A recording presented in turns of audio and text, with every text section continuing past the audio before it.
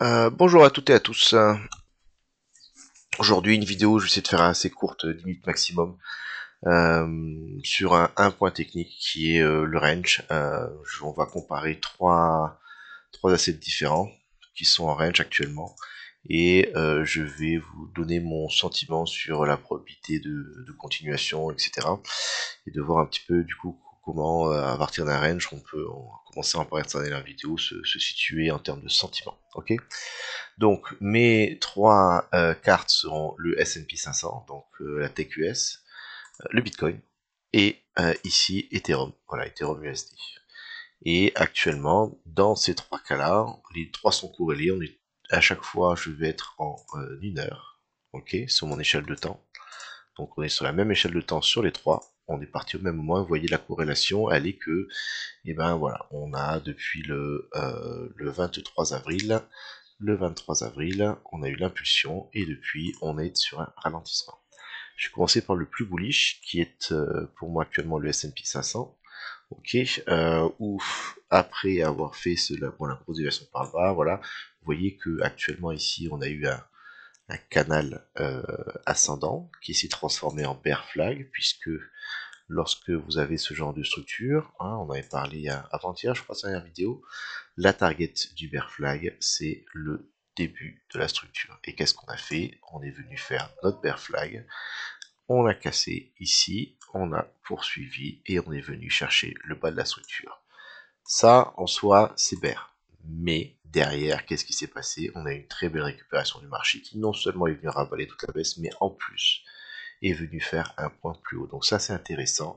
Ça, c'est un signe de continuation haussière, puisque la structure est toujours haussière et on vient de faire un point plus haut après avoir fait un point bas plus haut également. Donc ça me plaît. Ça, si jamais j'ai des positions qui étaient ouvertes, j'ai envie de les garder ouvertes. Petite bonus également, regardez, on avait un canal qui était ici. Vous prenez votre canal, quand il n'est pas verrouillé, contrôle, clic, je glisse, et ça vous donne sur un canal une extension one-to-one. Regardez comme c'est beau, boum, support, pouf, on passe, support, et on revient. Donc, liquidité, c'est tout nickel. Petit détail, mais c'est tellement bien ces petits canaux. Voilà, ça me plaît. Est-ce que ça veut dire que là, on va partir et tout? On pourrait tout simplement maintenant revenir, continuer le canal, peu importe. Moins boule déjà. Le Bitcoin. Ok, le Bitcoin, j'ai fait la même chose. Voilà, on a le canal qui est tracé.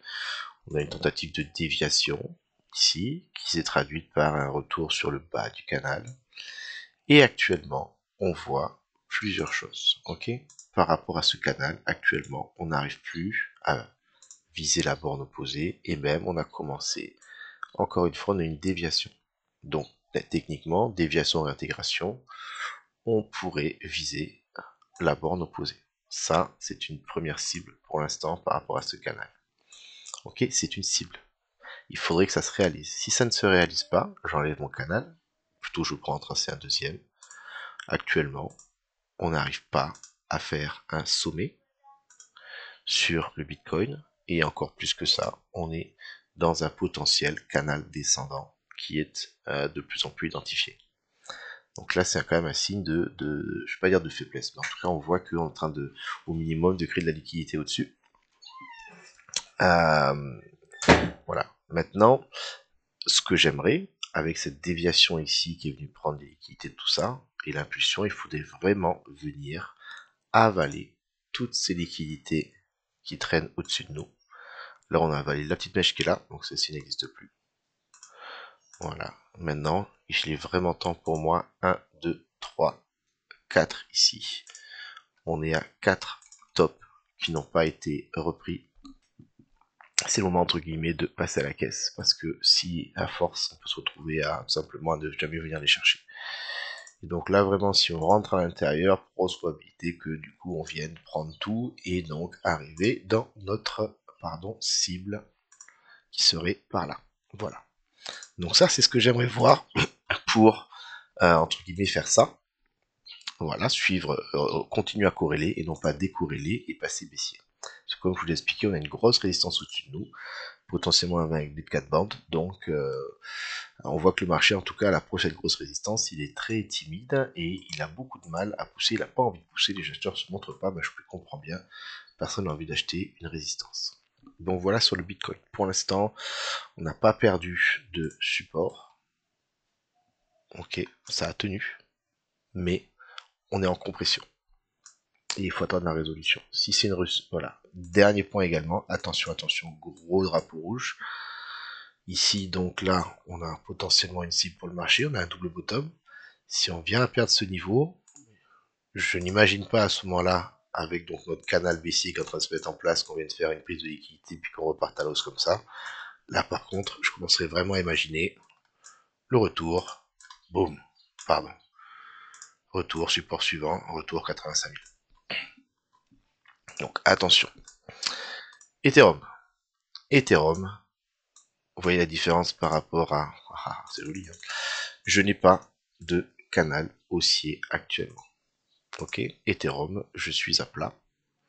J'ai eu, après ici, un retracement, un canal là. Mais en ce moment, qui, de la même manière, est en train de se transformer plutôt en baisse. Ok. Et l'autre chose que je n'aime pas sur Ethereum, c'est que actuellement, je suis pour moi sur une tendance baissière qui risque de se valider, puisque je suis en train de faire des points plus bas successifs. Ça on n'aime pas, ça veut dire que malgré le fait qu'il y ait peu de liquidité, on vient les chercher à chaque fois. Et ici, je n'arrive plus à faire de sommet. Et donc, il est possible qu'on ait une structure de type rounded top, donc un top rond, qui était sur un acheteur, affaiblissement acheteur, reprise en tour des vendeurs, renforcement des vendeurs, et pareil, même chose que l'autre. La structure, si elle vient à se retrouver cassée, et ben on pourrait avoir notre retour à 1500, voilà, on va dire à peu près 1550, 1560 par là. Donc ça me semble plus avancé que ce qu'on avait ici sur le Bitcoin. Pour le Bitcoin, pour avoir ça, il faudrait qu'on vienne chercher un peu plus bas d'abord. Voilà, si on arrive là sur le Bitcoin, ça va y ressembler davantage. Pour l'instant, on n'y est pas encore. Donc, on a la même chose sur trois marchés, avec des, par contre, pour l'instant, des résolutions différentes. Ici, plutôt bullish. Ici, range, compression, indécision. Et ici, on a quand même des signes qui commencent à se montrer plus bear, notamment à cause de ces trois bottoms qui enchaînent les points bas, et ici, point bas plus bas. On est baissier sur cette échelle de temps-là. Donc, voilà comment j'aborde la chose. Du coup, je suis très... je commence à faire attention, j'ai réduit beaucoup mes positions, parce que dans l'état actuel, avec la grosse résistance sur le Bitcoin, je ne veux pas être trop exposé en attendant la résolution. Quand on est sur une compression, c'est qu'on peut avoir une rupture dans un sens ou dans l'autre, et moi je veux pas jouer à du 50-50. Voilà, ça m'aurait vraiment intéressé. Ça, je tiens encore ma position avec mon stop loss. Ça, par contre, ça m'intéresse moins actuellement. Et d'ailleurs, si je regarde la paire contre BTC, on va voir que elle se maintient. Voilà, c'est pas flagrant, mais elle se maintient. Dernier petit point pour montrer du coup une résolution possible. On va regarder Bitcoin ici. Je suis en 4 heures, c'est échelle de temps différente. Vous voyez que j'avais un peu la même chose. Hein. Ça, c'était quand on a fait le top à 108 000. J'avais une phase haussière qui s'est transformée en une phase horizontale et qui ensuite a débouché sur une phase baissière. Ok, on va zoomer un peu, on va reculer. Et tout cela, alors vous allez me dire c'est moche et tout, mais ce qu'il faut comprendre, c'est que tout cela, en fait, est notre top rond. Affaiblissement. Ici, on y prend des liquidités, on a renversé tout de suite. Renversement. Première cassure de structure, deuxième cassure de structure, et boum, la cassure jusqu'à 74 000. Voilà. Donc, à surveiller si c'est le genre de choses qu'on peut avoir. Ici, on aurait pu estimer que c'était notre déviation du top qui était là, voilà. Et maintenant, la pression, elle est sur le bas. À voir ce qui se passe ici. Pareil sur le Bitcoin. Bitcoin, j'aurais plutôt envie de dire que je verrais un truc comme ça. On vient prendre, on touche, et après on part sur le peut-être, si jamais on n'arrive pas à tenir au-dessus de ce niveau. Faut la péter cette résistance. Voilà, 10 minutes 0-0, situation de marché, indécision, signe de ralentissement déjà bien en place, range à plat, faiblesse potentielle, attention, attention, parce que ici il n'y a rien, ok, et nous on est là, et après c'est ici, minimum. Voilà, pas facile, mais on fait avec. Allez, bon week-end de 4 jours à tous.